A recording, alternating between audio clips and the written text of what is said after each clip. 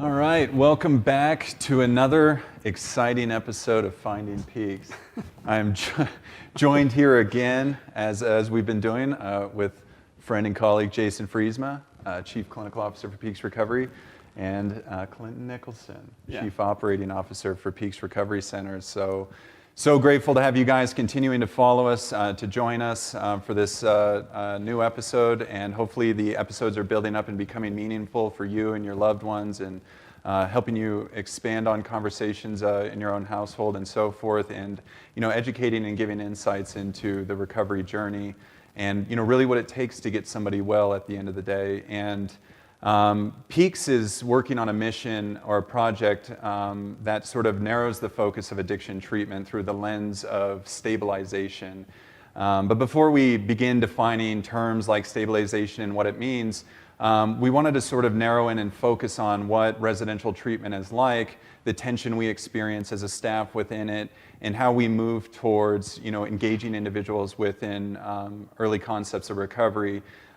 When you survey the vast arena of addiction treatment spaces, you'll find on all of our websites that we're talking about things, where we work to resolve trauma, or we work to resolve addiction, or we use DBT, or Buddhist mindfulness, based practices to engage individuals in recovery. And though we speak broadly about these things within website infrastructure, there's a much more sophisticated and narrow approach that we kind of want to tune in and focus on today. So, with that, it's my experience at, Peaks that, especially when individuals are leaving that, the detox episode, sort of like this grandiose experience of they are everywhere but at our treatment center. They're out in the future opportunity, or they could be doing this, they could be doing that. But it seems to take them out of the present and remove the focus away from internal recovery, and sort of starts to externalize the process. And I think one of the ways that we go about treating that is kind of through this lens of mindfulness, and kind of just wanted to open up the discussion to you two as the trained clinical staff who's constantly engaged with this, about what do we mean by a mindfulness-based approach to care, and why is it so important in that early part of a recovery journey? And I always start with Jason. Right. You always do. You're the friend and colleague, though. I'm just the COO. I think the viewers are really depending on you to kick this off at this point. Absolutely, yeah. To go with tradition? Yeah. So the question was, what is mindfulness, or how do we approach that? Why is it such an important tool in early recovery when we think about engaging them and getting them focused on their internal selves in the early part of the process, especially within residential programming? I would argue, I guess, the reason it's so important, I think it's kind of a cornerstone, I would say, tool for clients to put on their tool belt to help them walk through the myriad of problems that they begin to face in early recovery. I kind of think about mindfulness and think about its antonym of mindlessness, like just kind of not being able to think about what is happening in the here and now, and being able to helping clients figure out how to settle in and acknowledge where they are is a key component to the recovery process. Because oftentimes people coming out of a detox setting are either really miserable and thinking about how to end their misery, usually through returning to substance misuse, or they're on what AA calls the pink cloud, which is just feeling like, I have 4 days sober, thank you Peaks, and I'm ready to go. I'm just, I know I'm never gonna use again. And so that is certainly an issue, and oftentimes, you mentioned trauma kind of in your intro and lead in there, and trauma is it's a stuck emotion, if you will, and it is difficult to resolve, and it requires an element of learning how to be mindful, learning how to deal with one's trauma from the present, because trauma tends to be kind of stuck in the past. And so teaching and learning mindfulness is a key component to learning how the process of dealing with trauma, even before you begin to actually try to deal with your trauma. And so it's an early recovery skill that I think is critically important. And now I'll kick it over to just the COO of Peaks, Clinton. one of these days we'll be friends. So Yeah, good luck. So mindfulness and early recovery. I think that there is an element of recovery that often is kind of overlooked, particularly in the residential level, which is these sort of pragmatic skills about that actually help the brain to start to restructure itself. And those are done through mindfulness-based tactics, right? And they can be as simple as a rigid schedule, right? Or a predictable routine, or engaging in integrating fitness and meditation, like very intentionally into the program, not as some sort of like optional like experience that people can have, but actually it's part of the programming itself. Because like Jason was saying, you know, in order to really do the work that you need to do to be successful in recovery, you have to be present. You know, you have to be here right now and in this moment. And in order, I think so many of us, even people who aren't in recovery, live sort of outside of this moment. And so they are really unable to kind of nail down the things that they need to work through, because you're always sort of working around issues rather than actually working through those issues. I think that, yeah, those are my thoughts. I'm going to stop there. Okay. Yeah. Fair. I wanted to add to what you said too, because I do think, you know, from a clinician perspective, or even from a maybe more of a marketing lens too, like it's tempting to kind of see a huge cluster of problems and feel like we need to tackle all of these things, and to make our residential program, 30 or 45-day program, be able to treat this huge bundle of issues, basically. Yeah, this huge thing. And really, that's almost a mindless approach to doing residential care in this meta way. And being able to boil it down to taking more bite-sized, methodical, mindful approach to treatment planning through a residential program really allows for this stabilization to occur, and to address some specific things in a clear way, but really to begin to build a system for clients, a path for clients to know that they can walk, regardless of the disruption that comes in, whether it's a trigger, or depression is coming back, or my anxiety is spiking, or my spouse won't stop yelling at me. I know how to walk through a disruption and self-soothe on the other side of that. Yeah, exactly. I mean, you cannot really walk the path of recovery if you're not grounded, you know. And so grounding becomes what the primary focus is. It's not just immediately diving into this bundle of issues and trying to untangle them. It's about, first, let's just make sure you're here. Let's just make sure you're present. And let's make sure that you know what your emotions are, that you know how to actually navigate those emotions to a degree that's going to allow you to work through these issues, rather than just kind of throw it all out there and say go. You know, it doesn't necessarily. If you don't know how to ground yourself, then no matter how much work you do in the residential program in the 30 to 45 days, as soon as you walk off that campus, you're at risk. You know, because there's no way to learn how to know how to walk and live a sober life with presence and intention. Yeah. So. Yeah, and it seems to be the case that there's this brute force, I'm gonna do it, right? When we think about the pink cloud component of it, and I don't know where that's come from, where that we have to embrace this soul sort of autonomy, that I gotta do it on my own, I just have to make a decision, a forceful decision not to use anymore.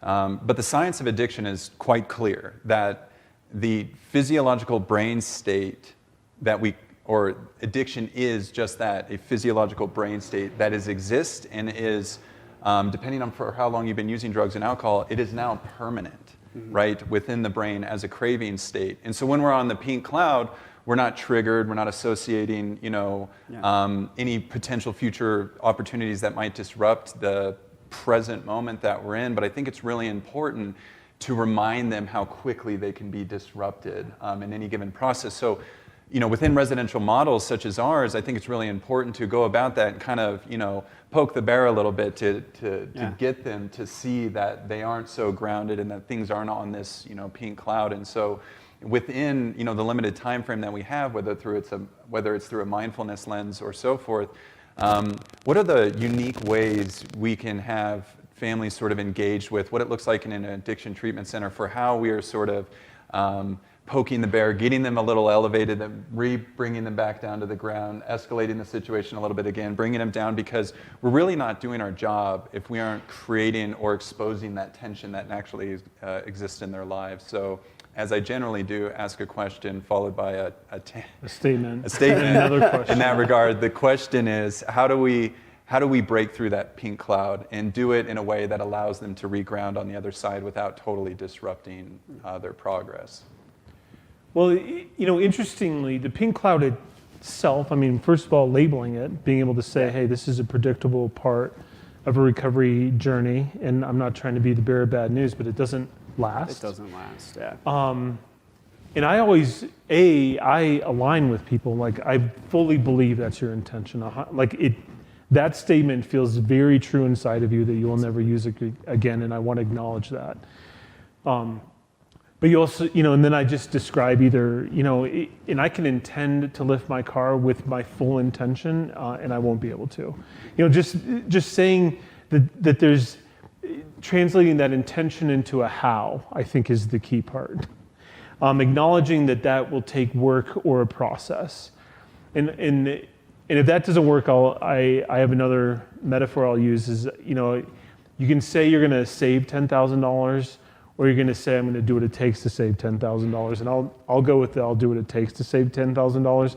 Like, acknowledge that there's a process and it's going to take some work and some planning, and you may run into some difficulties along the way. That usually helps people kind of begin to round a corner to say, okay, and then I say ride it too, by the way. Yeah, I'm glad you have that intention.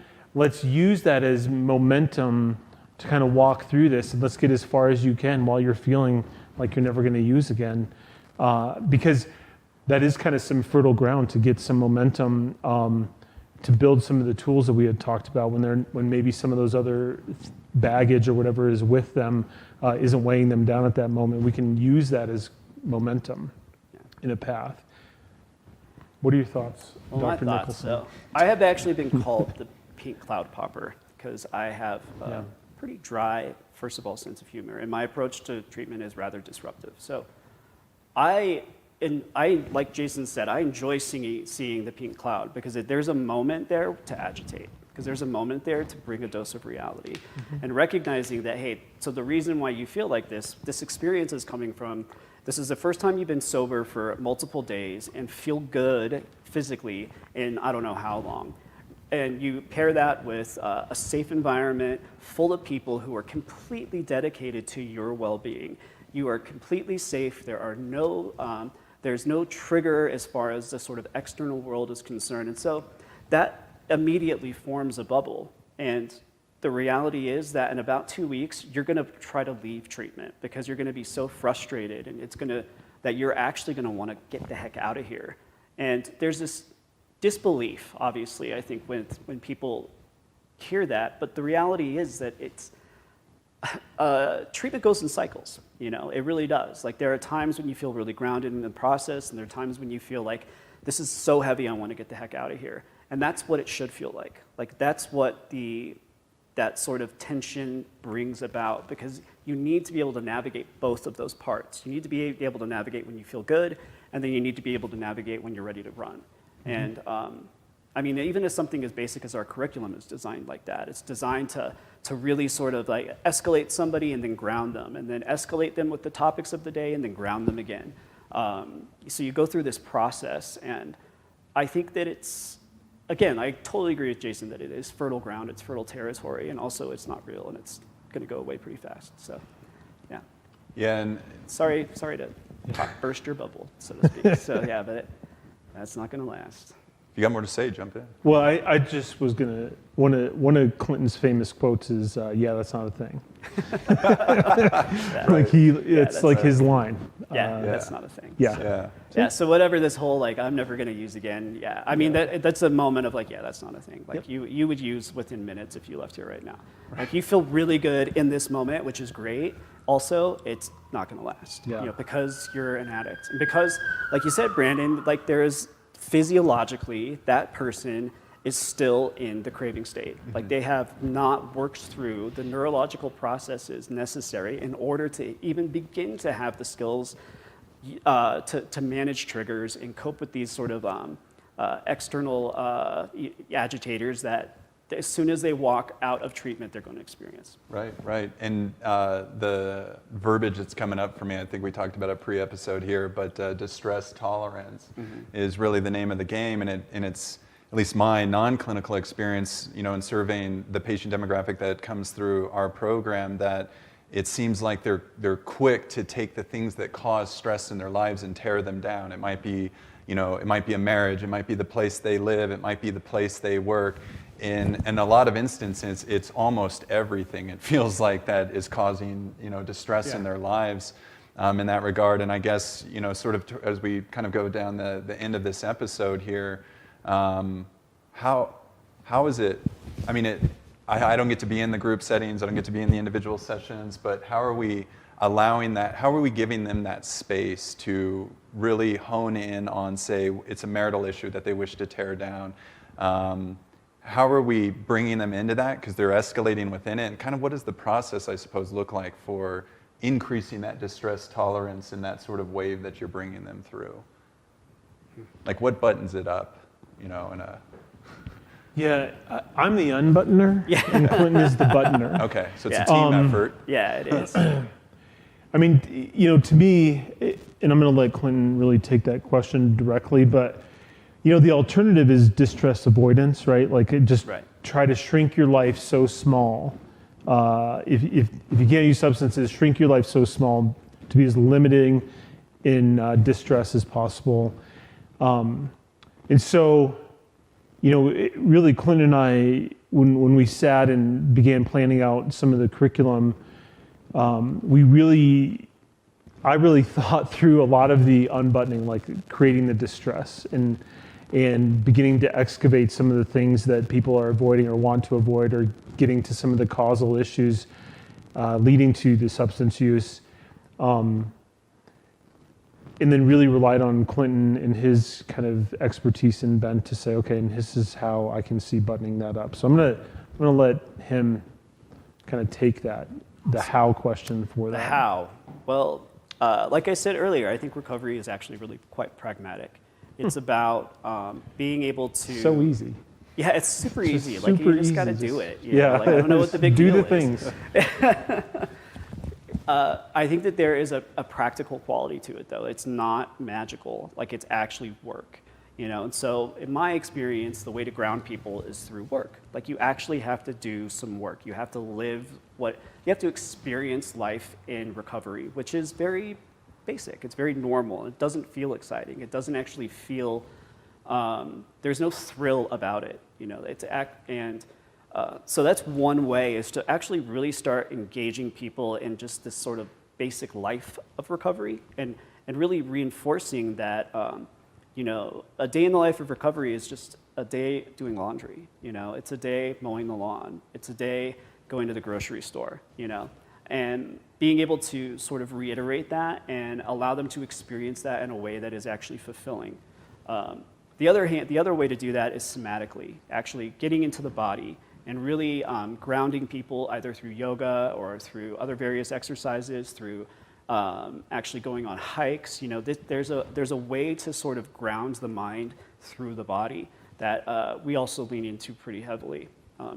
Because the reality is, like, I don't know if I personally believe in resolution to trauma. I don't know if I actually believe that that's a thing, but I do believe that you can work around your trauma. You can recognize that it's there, see how it's impacting you in your day-to-day life, and then change that impact, you know, very easily and very pragmatically, of course. Yeah. We can Takes flag hours. that for another episode, by the Yeah. way, because that may be an Clint. interesting conversation. Clinton just segued into another episode Yeah, for sure. he there. sure did. Super easy, guys. Yeah. Well, in bringing this to its natural end here, all of this resonates with me. I sit in front of clients, a lot of times, and they say stuff about how this is boring. And I think this industry has done a major misstep from those attitudes of boring, because recovery is boring. Just living, sometimes you're going to find yourself in absolute boredom. It's just a part of life. And when you get to our websites, we say we do all these things because we're trying to sort of do a dance at the end of the day, but the dance is too big, and it should be narrowed, and it should be focused. And so over the course of coming episodes, certainly we want to continue to bring forward that narrow focus and how it can be helpful to individuals engaged in early recovery processes, and then expand from there, where we can start doing a greater dance beyond the walls of a residential addiction treatment facility. So speaking of boredom, if you're bored today, this afternoon, check us out on Spotify, the iTunes store. Wow. Find us somewhere, go to our website. I believe the podcast. Our program is not boring, by the way. Like, that is not a thing. Let's just throw that out there, that it's very exciting, full of thrills, and riveting. wow, yeah, it's pretty. And email us questions, comments, ideas, concerns at findingpeaks@peaksrecovery.com. Send us your comments in social media and so forth. We'd love to build upon questions and ideas that you guys have. Thank you so much again for joining us. Until next time.